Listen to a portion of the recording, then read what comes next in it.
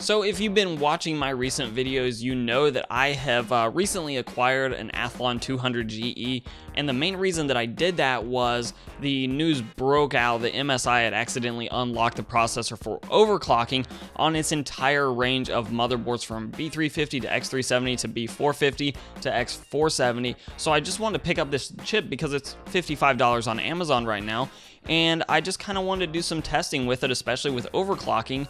And today we're looking at passive cooling. So for those of you that don't know, or maybe you're just really not that into computers and you hadn't really ever thought about it, but most CPUs are cooled by a heatsink with a fan in some way similar to this one, though there are a lot out there that are much bigger. This is actually the one that comes with the Athlon 200 GE. It is just a small aluminum heatsink with a small fan attached to it, and frankly, it actually does a really good job cooling the 200 GE because it's just not a hot chip to begin with. And despite not having a lot of cooling capacity, it does stay really quiet even when I had the 200 GE overclocked.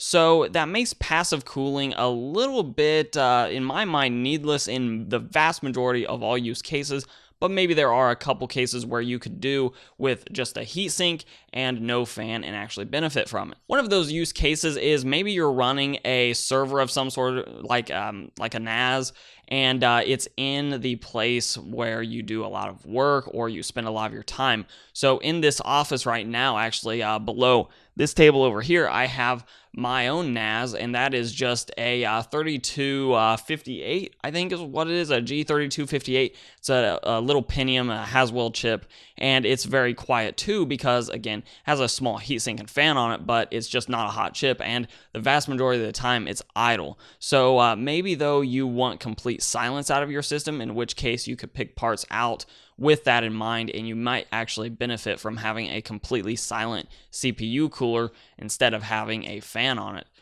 Maybe that's your thing. The other thing that you could definitely benefit from having passive cooling on is an HTPC, where you are in a living room setting, you're trying to watch movies, you're trying to be immersed in what's going on the TV, or maybe you're just liking to listen to music from it, or whatever the case is. Not having that just ever so slight hum in the background from fans, maybe that's something that you would look into as well. But for the vast majority of everyone out there, a very small hum from a PC is not going to be problematic to you, and in which case I would recommend this particular heatsink, because compared to the Arctic passive cooler that I used in these passive CPU cooling tests, this thing is just barely louder than silent. In fact, in most of the time you could actually barely hear it, and the cooling performance is quite a bit better, especially once you get overclocked.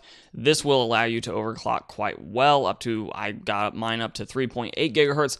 Passive cooling, 3.7 gigahertz was my cap, but as you'll see here in the graphs that I actually will just go ahead and start putting on screen along with the clock speed and the voltage I was running, 3.7 gigahertz, while possible, is really running the 200 GE quite hot, running clear up into the 90s. For temperature, I think it was somewhere around 97 or something like that when it capped out. So these tests were run using the FPU stress test in IDA, which is going to generate the most amount of heat that you can get out of an IDA test.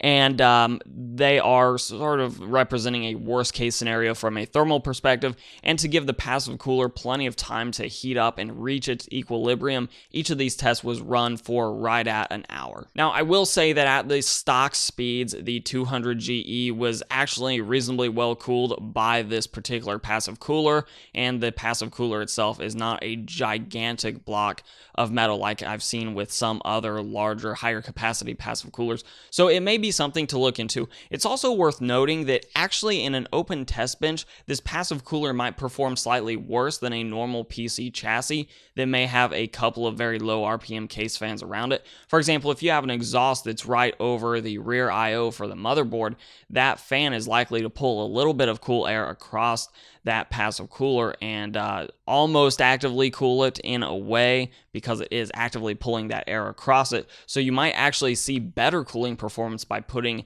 this particular cooler in a PC case that has decent airflow. Just something else to consider. All that being said, this is how the 200GE performed under a very cheap passive cooler, and I believe this Arctic cooler is something like $12 on Amazon, or roughly $12. Yeah, it's actually even cheaper than that. It's $11.73 as of filming, and I'll leave links to both the CPU and the cooler down below. But of course, I always do want to hear from you guys. What do you think about passively cooling a 200GE for a budget rig? Is that something you might actually be interested in to really achieve a very, very quiet system?